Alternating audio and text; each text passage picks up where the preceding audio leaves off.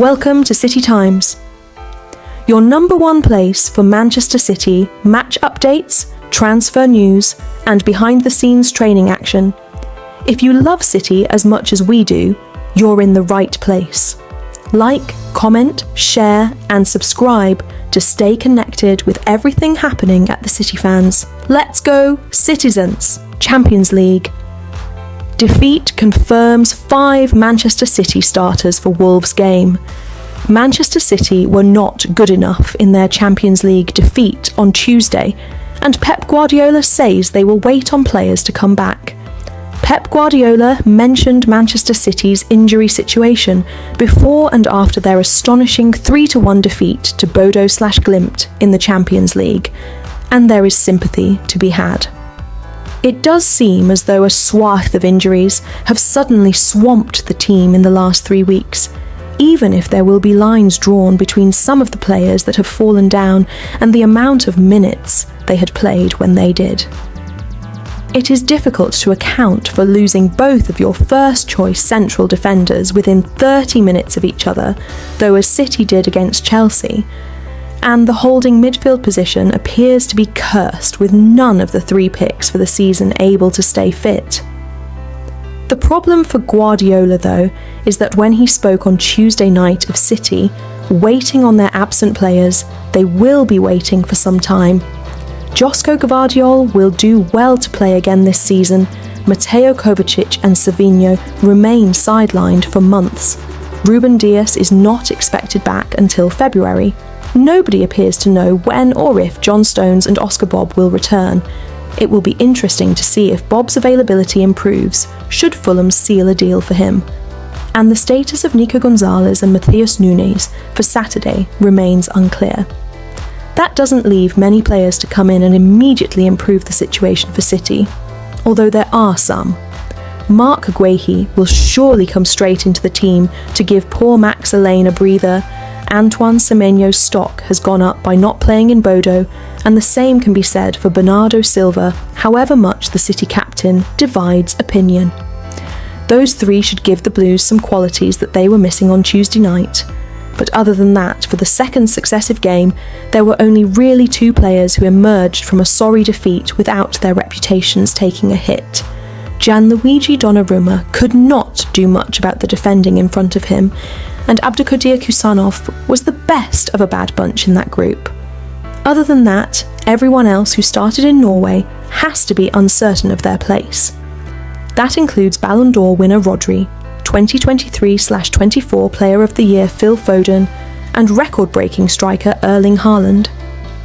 At the same time, Guardiola does not have the players available to make wholesale changes from the Bodo/Glimt disaster, so some of those who played so poorly will have to go again and show that they can be part of changing a dynamic.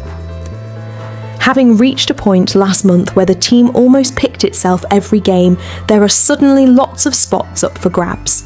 Oscar Bob transfer latest as Man City, given £30 million decision to make by Premier League rival Oscar Bob is wanted by Fulham, with Manchester City open to selling the Norway international this month. Manchester City are in talks with Fulham over a proposed move for Oscar Bob. The Cottagers are keen on the Norway international and have approached City over a January move for the winger. No deal has been agreed, and a fee of around £30 million is being proposed. City have been willing to let Bob leave this month, either on loan or for a permanent deal, and the signing of Antoine Semenyo provides further competition for him to make it at the Etihad. Pep Guardiola gave an abrupt response to questions about Bob at his press conference on Monday evening as City came to Norway without him. The 22-year-old has not featured for the Blues since coming off inside 20 minutes in the League Cup win over Brentford in December. Guardiola has suggested since that the player's injury was not helped by him not being ready to play, and was in even less of a mood to discuss the winger as City arrived in the country where Bob hails from. Asked about his injury, the manager said, "He says he's not fit, so he's not fit. Bob has fallen down the pecking order at City after failing to impress this season. He missed the chance to shine when given a rare start in the Champions League game at home to Leverkusen. After being taken off at halftime in that game, he was excluded from a number of squads after that before being reinstated for the Brentford match. Guardiola said he had no idea if Bob would leave in the January transfer window in a dismissive response. Bob has made 15 appearances for City so far this season. Manchester City's strongest lineup after Mark Guehi transfer and injury returns. Manchester City are reeling after the Derby Day defeat, but the future looks promising for the Blues. Manchester City need to pick themselves up and dust themselves off after Saturday's disappointing 2-0 defeat to Manchester United at Old Trafford. While the Blues had plenty of possession, they failed to make that dominance count, with Senne Lammens having a straightforward afternoon in the home goal. Arsenal's draw at Nottingham Forest later in the day, followed by Aston Villa's defeat to Everton on Sunday, ensured damage limitation in terms of the title race. City can also be buoyed by the knowledge their team will look a lot stronger once players return from injury. Pep Guardiola's side have also been busy in the transfer window, and while Antoine Semenyo had a quiet game on Saturday, he has already shown glimpses of exactly what he can offer. Following him through the door at the Etihad Stadium is expected to be Crystal Palace captain Mark Guehi. The England international has proven to be one of the best defenders in the Premier League in recent seasons and adds yet another good character to the dressing room. Arguably, City have the strongest goalkeeper department in the Premier League, if not world football.